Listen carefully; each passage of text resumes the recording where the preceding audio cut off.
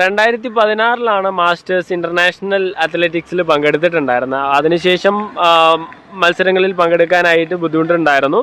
ഇനിയും വരുന്ന മാസ്റ്റേഴ്സ് അത്ലറ്റിക്സിലൊക്കെ പങ്കെടുക്കാൻ താല്പര്യമുണ്ടോ? അതിനെക്കുറിച്ച് എങ്ങനെയാണ്? 2016 കഴിഞ്ഞിട്ട് എനിക്ക് എൻ്റെ ബിസിനസ് സംബന്ധമായ കാര്യങ്ങൾ കൊണ്ട് എനിക്ക് പങ്കെടുക്കാൻ സാധിച്ചില്ല. പക്ഷേ എനിക്ക് ഭയങ്കര താല്പര്യമാണ് പങ്കെടുക്കാൻ. പക്ഷെ ഭാവിയിൽ ഞാൻ എന്തായാലും അത് എത്ര വയസ്സ് ആയാലും 100 വയസ്സായാലും ഞാൻ അത്ലറ്റിക്സിൽ പങ്കെടുക്കുന്ന കാര്യം ഉറപ്പാണ്. ഫുട്ബോൾ കളിക്കുന്നത് ആരോഗ്യം നിലനിർത്താനായിട്ട് മെൽവിൻ ചേട്ടനെ എത്രത്തോളം സഹായിക്കുന്നുണ്ട്? അതിനെക്കുറിച്ചുള്ള കാര്യങ്ങൾ പറയാമോ? ഫുട്ബോൾ കളിക്കുന്നതുകൊണ്ട് 100% എനിക്ക് ആരോഗ്യം നിലനിർത്താൻ സാധിക്കുന്നുണ്ട്. ഞാൻ സാധാരണ അസുഖങ്ങളൊന്നും വരാറില്ല, മരുന്നുകൾ കഴിക്കാറില്ല. വളരെയധികം ഹെൽത്തിയാണ് ഫുട്ബോൾ കളിക്കുന്നത് എനിക്ക് കിട്ടുന്നത്.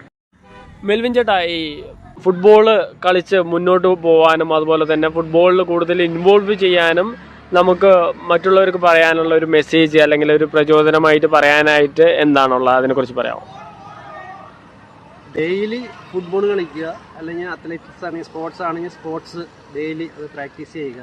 അങ്ങനെ ഡെയിലി ഫുട്ബോളും സ്പോർട്സും പ്രാക്ടീസ് ചെയ്യുന്ന ആൾക്കാർക്ക് അസുഖം തീരെ ഉണ്ടാവില്ല.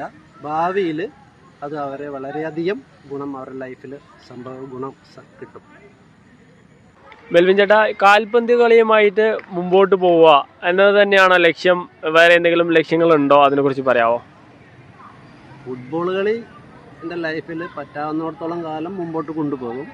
അതോടൊപ്പം ഒരു റിട്ടയർ ലൈഫ് ബിസിനസ്സൊക്കെ ഒന്ന് ഒതുക്കി റിട്ടയർ ലൈഫിൽ കുട്ടികൾക്ക് നല്ല കോച്ചിങ് കൊടുത്ത് നല്ല കുട്ടികളെ വളർത്തിക്കൊണ്ടുവരണമെന്ന് വളരെയധികം ആഗ്രഹം എൻ്റെ മനസ്സിലുണ്ട്.